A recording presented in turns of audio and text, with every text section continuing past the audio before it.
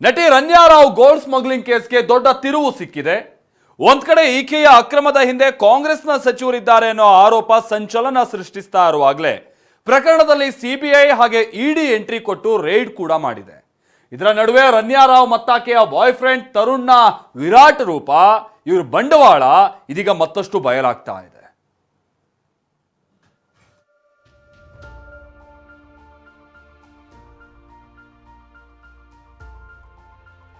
14 KG ಚಿನ್ನ ಅಕ್ರಮ ಸಾಗಾಟ, ನಟಿ ರನ್ಯಾ ಮನೆ ಮೇಲೆ ಇಡಿ ರೇಡ್.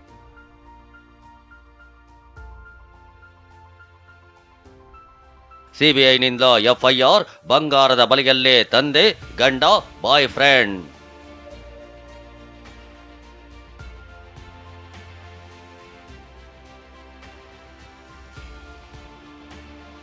ಔಷಧ ರೂಪದಲ್ಲೇ ಚಿನ್ನ, ಬ್ಯಾಂಡೇಜ್ ಒಳಗೆ ಬಂಗಾರ, ಆಟೋದಲ್ಲೇ ಡೀಲ್.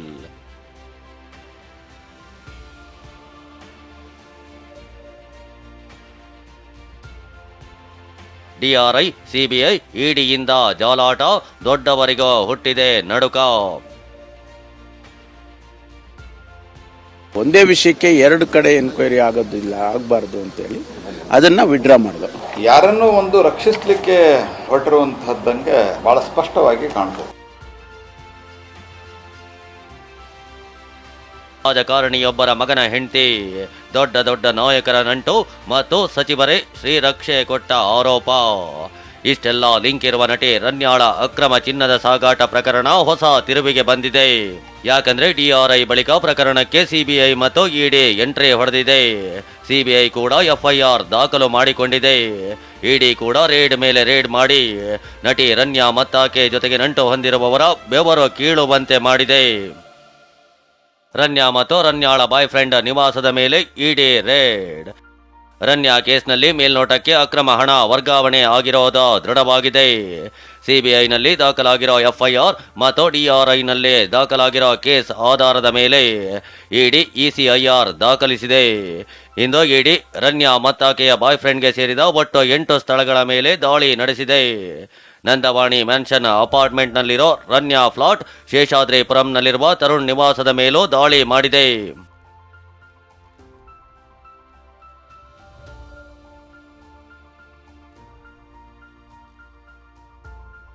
ಇದೊಂದು ಕಡೆ ಆದರೆ ಡಿಆರ್ಐ ತನಿಖೆಯಲ್ಲಿ ರನ್ಯಾಗೆ ದುಬೈನಲ್ಲಿ ಚಿನ್ನ ತಂದು ಕೊಟ್ಟಿದ್ದು ಯಾರು ಅನ್ನೋ ಸಂಗತಿ ಬಯಲಾಗಿದೆ.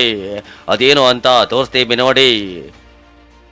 ಡಿಆರ್ಐ ಅಧಿಕಾರಿಗಳ ವಿಚಾರಣೆ ವೇಳೆ ಚಿನ್ನ ತಂದು ಕೊಟ್ಟಿದ್ಯಾರು ಅಂತ ನಟಿ ರನ್ಯಾ ಬಾಯ್ಬಿಟ್ಟಿದ್ದಾರೆ. ಚಿನ್ನದ ಬಿಸ್ಕೆಟ್ ಕೊಟ್ಟ ವ್ಯಕ್ತಿ 6 ಅಡಿ ಅಥವಾ ಅದಕ್ಕಿಂತ ಎತ್ತರ ಇದ್ದ ಅಂತ ರನ್ಯಾ ಸುಳಿವು ಕೊಟ್ಟಿದ್ದಾಳೆ. ಇನ್ನು ಆ ವ್ಯಕ್ತಿ ಗೋಧಿ ಮೈ ಬಣ್ಣ, ಗೌನ್ ಮಾದರಿ ಬಟ್ಟೆ ಧರಿಸಿದ್ದ. ಆದ್ರೆ ಚಿನ್ನ ತಂದು ಕೊಟ್ಟ ವ್ಯಕ್ತಿ ಯಾರು ಅಂತಾನೆ ಗೊತ್ತಿಲ್ಲ. ಇದೇ ಮೊದಲ ಬಾರಿಗೆ ಆ ವ್ಯಕ್ತಿಯನ್ನ ನಾನು ಭೇಟಿ ಆಗಿರೋದು. ಈ ಹಿಂದೆ ನಾನು ಭೇಟಿಯೇ ಮಾಡಿಲ್ಲ ಅಂತ ವಿಚಾರಣೆ ವೇಳೆ ರನ್ಯಾ ಬಾಯ್ಬಿಟ್ಟಿದ್ದಾಳೆ. ಇಷ್ಟೇ ಅಲ್ಲ, ತನಿಖೆ ವೇಳೆ ರನ್ಯಾ ಪತಿ ಜತಿನ್ ಅವರ ಕ್ರೆಡಿಟ್ ಕಾರ್ಡ್ ಬಳಸಿ ವಿಮಾನದ ಟಿಕೆಟ್ ಬುಕ್ ಮಾಡಿದ್ದೇನೆ ಎಂದಿದ್ದಾರೆ. ಹೀಗಾಗಿ ಡಿಆರ್ಐ ಅಧಿಕಾರಿಗಳು ಇಂದು ಜತಿನ್ಗೆ ಸಂಬಂಧಿಸಿದ ಹಲವು ಸ್ಥಳಗಳ ಮೇಲೆ ದಾಳಿ ಮಾಡಿದ್ದಾರೆ.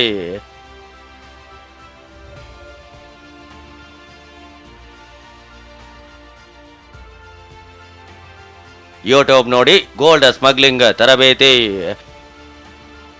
ಇಂಟ್ರೆಸ್ಟಿಂಗ್ ಅಂದ್ರೆ ದುಬೈನಿಂದ ಚಿನ್ನ ಸಾಗಾಟ ಮಾಡೋದನ್ನ ಈ ಬಿಸ್ಕೆಟ್ ರಾಣಿ ರನ್ಯಾ ಯೂಟ್ಯೂಬ್ ನೋಡ್ಕೊಂಡು ಕಲ್ತಿದ್ಲಂತೆ. ದುಬೈ ಏರ್ಪೋರ್ಟ್ನಲ್ಲಿ ವಾಶ್ರೂಮ್ ಬಳಿ ಕುಳಿತು ಯೂಟ್ಯೂಬ್ ನೋಡಿ ಚಿನ್ನ ಹೀಗೆ ಮರೆಮಾಚಬೇಕು ಅನ್ನೋದನ್ನ ಕಲಿತಿದ್ದಾಳೆ. ಅದರಂತೆ ಕ್ರೇಪ್ ಬ್ಯಾಂಡೇಜ್ ಅಂದ್ರೆ ಕೈಕಾಲು ಮುರಿದಾಗ ಸುತ್ತಿಕೊಳ್ಳೋ ಬ್ಯಾಂಡೇಜ್ ಸುತ್ತಿಕೊಂಡು ಅದರಲ್ಲಿ ಚಿನ್ನದ ಬಿಸ್ಕೆಟ್ಗಳನ್ನ ಮುಚ್ಚಿದ್ಲು. ರನ್ಯಾ ಬಳಸಿದ್ದ ಕ್ರೇಪ್ ಬ್ಯಾಂಡೇಜ್ನ ಎಕ್ಸ್ಕ್ಲೂಸಿವ್ ಫೋಟೋ TV9ಗೆ ಲಭ್ಯವಾಗಿದೆ.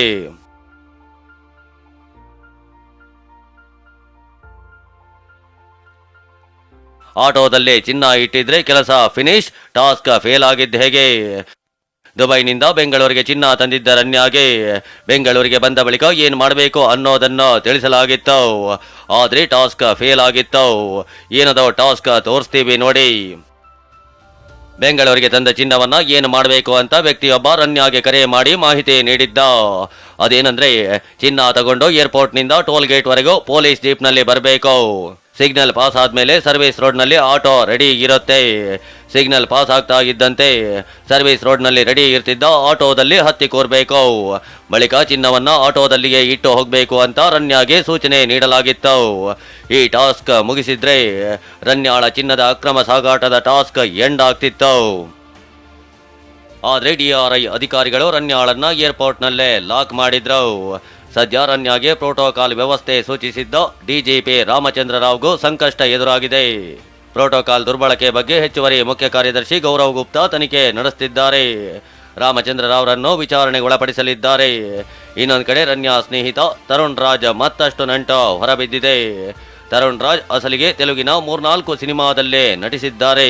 ಇಲ್ಲಿ ತರುಣ್ ರಾಜ್ ಆಗಿದ್ದ ಈತ ಟಾಲಿವುಡ್ನಲ್ಲಿ ವಿರಾಟ್ ಕೊಂಡೂರು ರಾಜ್ ಅಂತ ತನ್ನ ಹೆಸರು ಬದಲಿಸಿಕೊಂಡಿದ್ದ. ಸಿನಿಮಾ ಮೂಲಕವೇ ತರುಣ್ ರನ್ಯಾಗೆ ಪರಿಚಯವಾಗಿದ್ದ ಅನ್ನೋ ಮಾಹಿತಿ ಗೊತ್ತಾಗಿದೆ.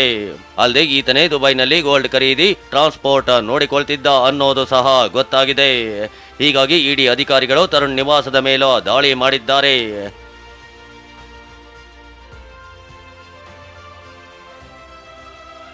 ಸಿಬಿಐ ಎಂಟ್ರಿ ಬೆನ್ನಲ್ಲೇ CID ತನಿಖೆ ಆದೇಶ ವಾಪಸ್.